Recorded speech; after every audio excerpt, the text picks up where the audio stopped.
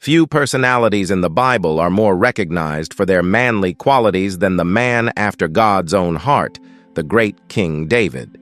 He was an extraordinary warrior, an accomplished musician, a skilled author, a man of great wisdom, and, as important, a dutiful shepherd over his father's flocks.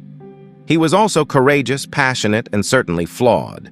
David was a manly man who achieved greatness in his lifetime, a man all men today should study for the lessons they can learn. David knew what it was to be a man. As he lay dying, he called his son Solomon to his bedside and gave him final instructions. "I am about to go the way of all the earth, so be strong and show yourself a man." These are the last recorded words of one of the greatest kings to ever live. Of all he might have said to his son with his final breath, he chose to instruct him to be a man. They are words we should never forget. Today, the concept of being a manly man is something every American male should contemplate. The truth is, most men are not at all clear about what it means to be a real man in American society. The feminist movement has severely reworked the image of manhood, and this has damaged the self-esteem of many men. Likewise, the constant intrusion of government into the family structure in our nation has contributed dramatically to confusion about what God intends men to be.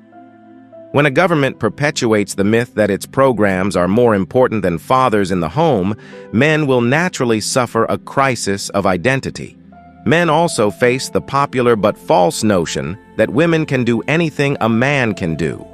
This, too, serves to emasculate men, just as it ignores God's highest and noblest intentions for men and women. It has given our nation a plague of gender confusion that masquerades as trendy gender neutrality and leaves us everything from unisex dress to mixing the sexes in frontline combat units in our military.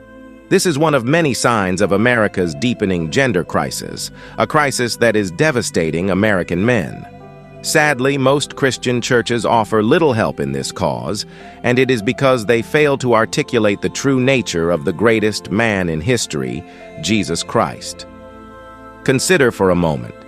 Jesus was a carpenter who worked with his hands and lifted heavy stone and large chunks of wood. His hands were calloused and scarred from the everyday wear and tear of carpentry. Yes, he was the Son of God, but he was also a man's man. He even told his disciples to sell their cloaks and buy swords as they set off to do his work and build his church. He was establishing for their understanding that there are things worth fighting for, even things worth dying for as men. He is our highest example of manhood, particularly in the magnificence of his courage. We should never forget how he entered the temple in Jerusalem one day. Seeing conduct that showed disregard for the honor of God, he made a braided whip and drove money changers and merchants out of the temple courts. You can bet that those who saw him do it never forgot how he flipped over tables and fiercely prevented strong young men from carrying merchandise through God's house. This is the true Jesus Christ. He was tough and rugged, but also the epitome of love and compassion. Most modern men do not reflect the image of the best model for genuine manhood. Society suffers as a result. For example, many men are convinced it is somehow manly to produce children, yet unmanly to take responsibility for them.